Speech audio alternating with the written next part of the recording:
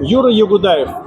Скажите, Юра, что важно для борца? Что нужно развивать в себе борцу на борцовском ковре? Я бы сказал, в первую очередь, он должен иметь дыхание. Это дыхание выполняется только на борцовском ковре. На борцовском ковре, который выполняется дыхание, который бег дает, это совсем противоположное дыхание.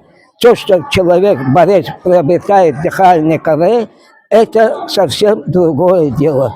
Надо, чтобы это дыхание было, надо тренироваться и долго тренироваться. И будет дыхание отличное.